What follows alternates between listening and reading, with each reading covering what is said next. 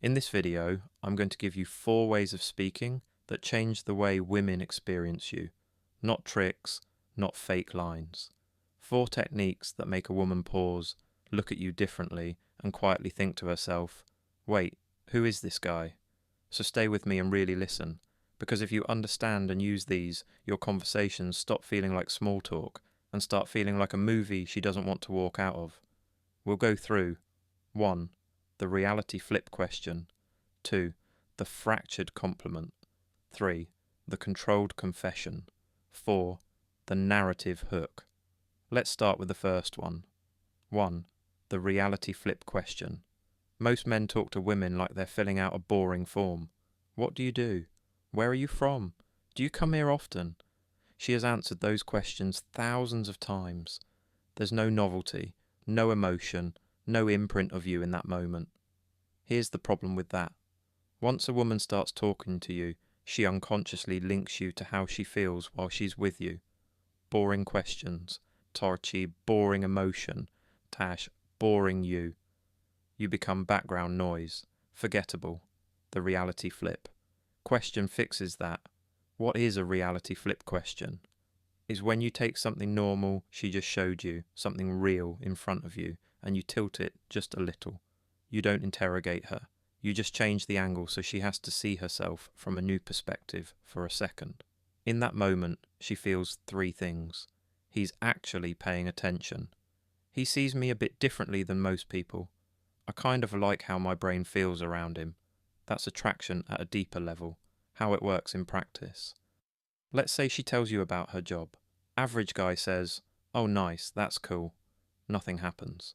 0 impression, 0 emotion.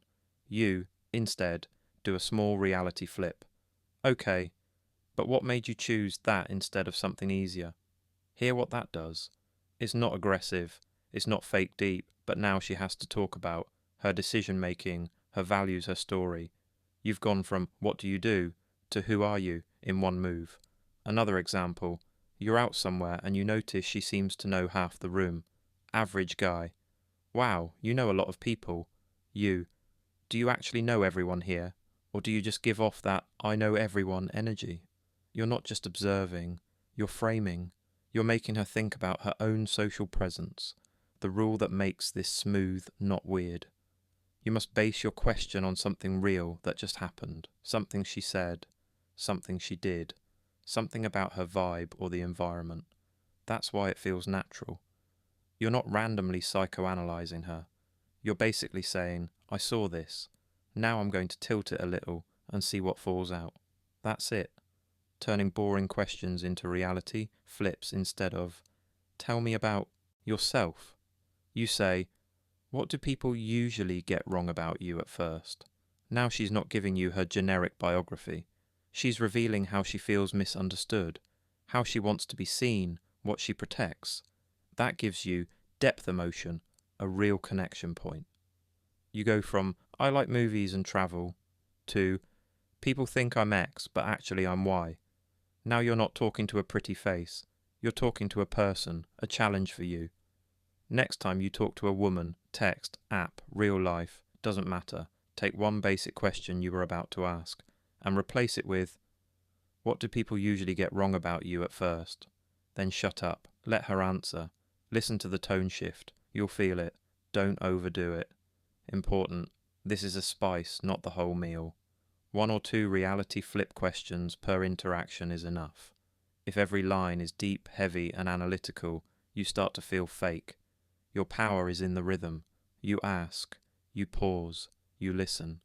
Calm, grounded, unhurried. That's what makes you feel different from 99% of guys. And remember, this isn't just for women. This changes how people respond to you in general. Social power starts with the way you ask, not just the way you answer. We'll talk more about that in another video, but for now, lock in this tool. Reality flip questions. Simple angle changes that create deep impressions. 2. The fractured compliment. The second technique is more fun and more dangerous if you misuse it. Most men compliment women like they're sprinkling sugar on everything. You're beautiful, you're cute, You're so smart. It tastes nice for a second, and then it melts. No structure, no hook, no edge. A fractured compliment is different. It's the way you praise her, so she feels two things at the same time. He genuinely sees something in me. There's some unstable edge to this. I want to keep his approval. You give her recognition, but you also leave a tiny, playful crack in it that makes her ego lean toward you. The core rule. Here's the formula I want in your head. You don't say, "You're X." You say, "You're X, but there's a Y under it I'm not fully sold on yet." That's the fracture. You're not insulting, you're not negging. You're doing something much sharper. You show taste, you show standards, you show that your approval means something because it comes with calibration. Real life example, I saw this happen in front of me recently. A guy was talking to a girl. At first, she wasn't really taking him seriously, laughing, relaxed, not that invested. He wasn't especially good looking. He didn't look rich. She was comfortable because she didn't feel any real stakes with him. Then he said one line that flipped everything. The vibe shifted. She straightened up a bit, gave a small nervous laugh, and started taking him more seriously. Her attraction jumped in seconds. His line was something along the lines of, "You're actually funny. Most girls just rely on being cute. I like this version. Keep it." That's a fractured compliment. You're actually funny. Genuine approval. Most girls just rely on being cute. He has experience. He's not easily impressed. I like this version. Keep it. That's the fracture.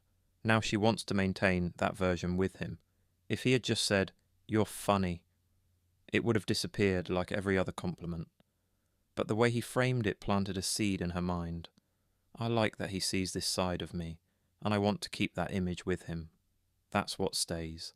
More examples. She's calm and composed around you. You're calm tonight. I can't tell if that's the real you or the "I'm behaving" version. You validate her calm, but you gently imply there's another layer. Now she wants to show you more, either to prove you wrong or confirm you're right. She's stylish. You've got good taste. It's nice when it actually matches the person wearing it. If she has depth behind the looks, she feels truly seen. If she's mostly surface, she feels a tiny poke, a subtle invitation to rise. She's teasing you.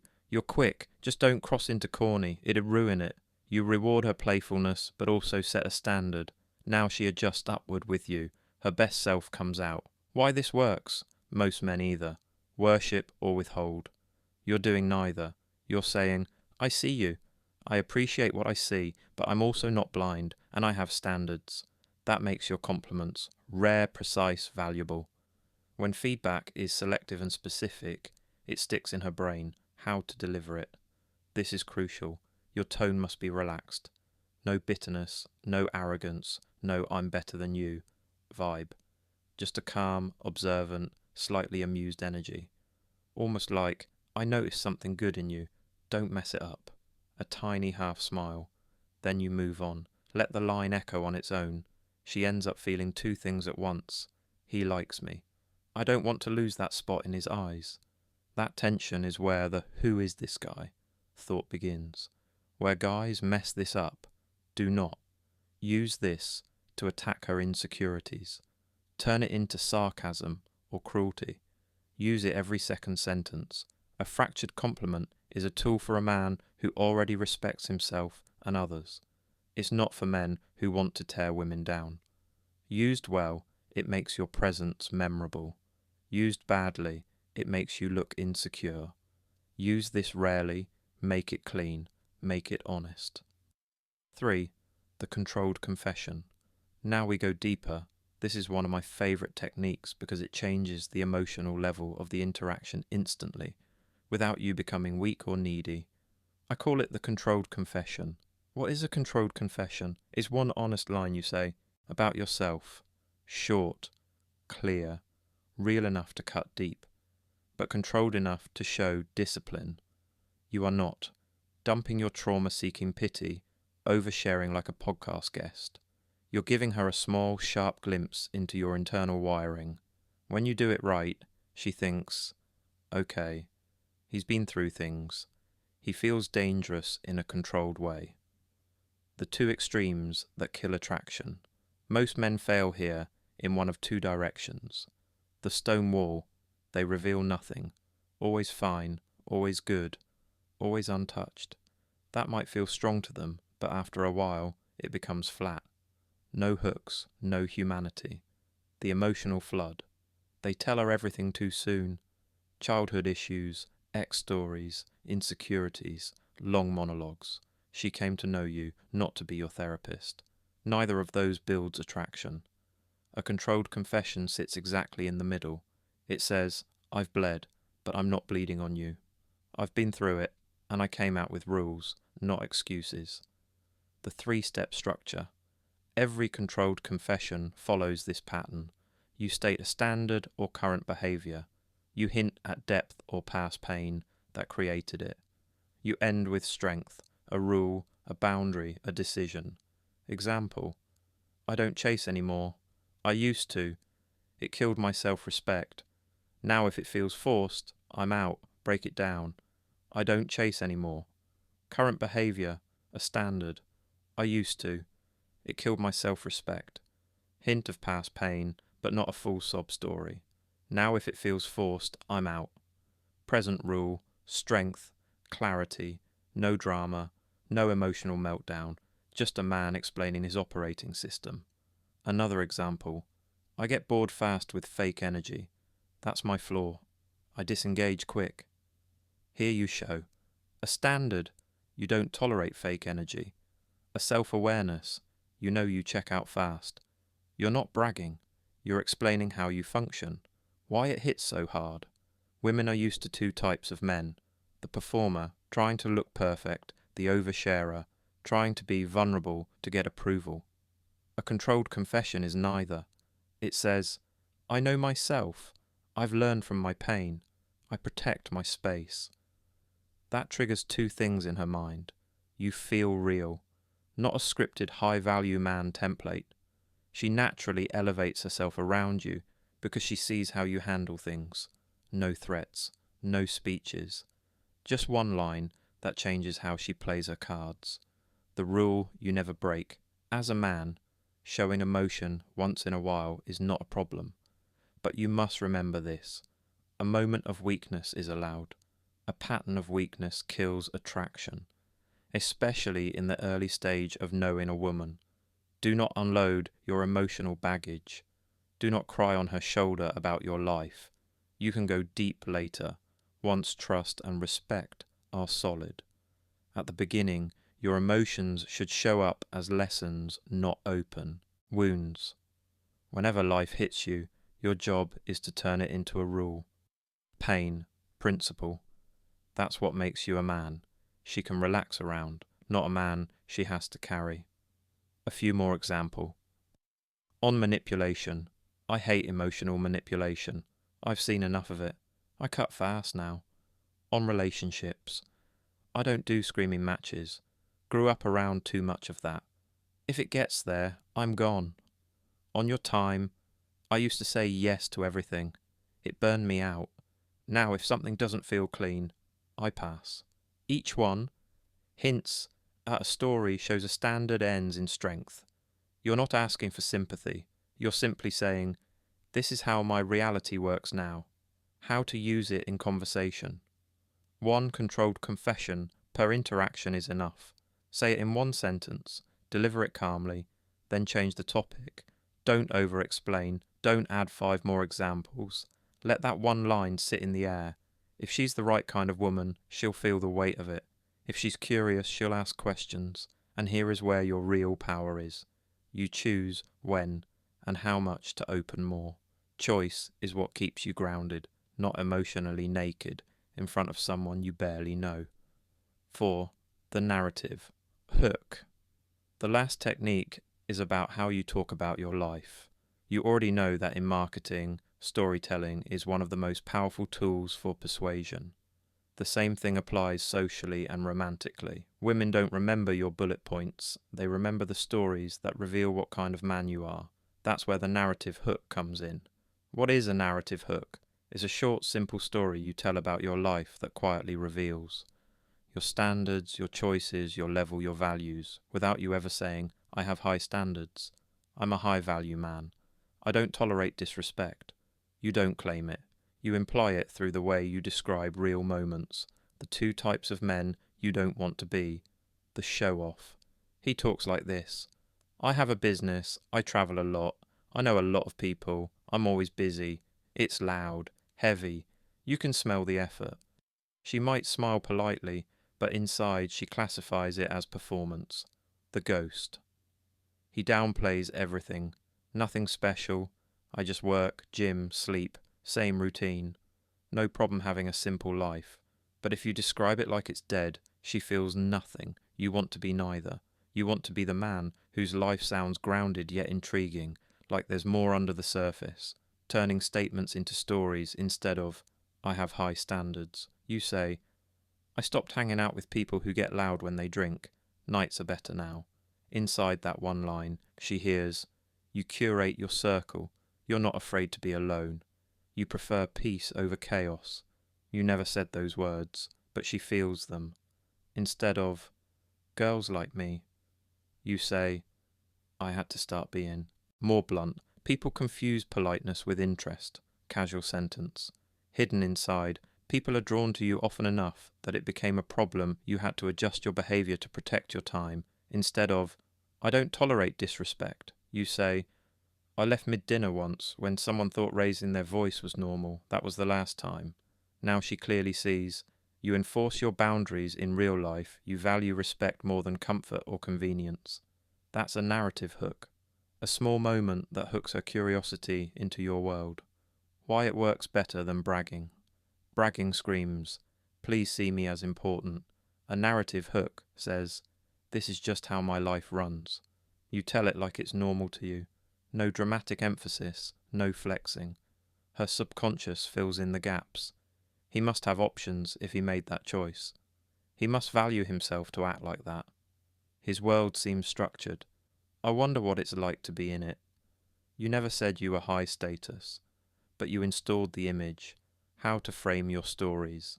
A strong narrative hook usually has a simple context, a small tension or decision point, a clear, grounded outcome. Example, I had to stop meeting 3 people a day. It was draining. Now I only see people I actually respect. Context, you were meeting lots of people. Tension, it was draining you. Outcome, you became selective. She doesn't hear, I'm so social and important. She hears, he has a busy life and values his energy. Patterns like this make your life sound lived, not performed. Where to use narrative hooks. Anytime she asks you something like, what's your life like? What do you do? What are you up to these days? You don't give a LinkedIn answer. You give a small story. Instead of, I run a business. You say, my phone basically doesn't stop. I had to learn to switch it off after 8 or people will eat my whole day. Instead of, I'm into fitness. You say, I feel weird if I don't train. It's less about looks now, more about keeping my head clean. Simple, human. But it carries discipline, standards, structure, and it pulls her attention in without you ever trying to impress her. Putting it all together, let's tie the 4 techniques into one clear picture. Reality flip. Question. You base it on something real she said or did. You tilt the angle so she sees herself differently for a second. Result. Deeper answers, emotional engagement, real connection. Fractured compliment. You give genuine praise with a tiny crack in it. Your X, just don't slip into Y. Result. She feels seen and slightly on her toes in a good way. Your approval matters. Controlled confession. One honest line about yourself. Standard, hint of pain, rule. Result. You feel real, grounded and self-aware, not robotic, not needy. Narrative. Hook. You talk about your life through small stories, not labels. You imply your standards and level through your actions, not claims. Result. She gets curious about your world instead of feeling like you're selling it. How a conversation actually feels. With these Let me show you how this might look in a simple flow. She mentions her job. You reality flip. Okay, but what made you pick that instead of something more laid back? She tells you her story. You give a fractured compliment. Makes sense. You're clearly organised. Just don't become one of those people who schedule their fun 3 weeks in advance. She laughs, explains more. You drop a controlled confession. I used to say yes to everything. It wrecked my energy. Now if something doesn't feel clean, I pass. You move on. No long story. Later, she asks about your life. You use a narrative hook. My weeks are calm now. I stopped hanging with people who think chaos is entertainment. Life got quieter in a good way. See the difference? You're not performing. You're not over-trying. You're just speaking with intention, with structure, with standards. And in her mind, quietly, that sentence appears again. Who is this guy? If you want to make women feel this way, from the first message to the first date, to the first touch, without fake lines, without acting like someone you're not, these 4 tools are your foundation. Ask differently. Compliment with standards. Reveal yourself with control. Tell your story like a man who actually lives his life. Use one reality flip question in your next conversation. Use one fractured compliment when she shows you a side of herself you actually like. Use one controlled confession to show your depth without begging for sympathy. Use one narrative hook instead of bragging. Do that consistently, and you won't need to chase, because the way you speak will do the work for you.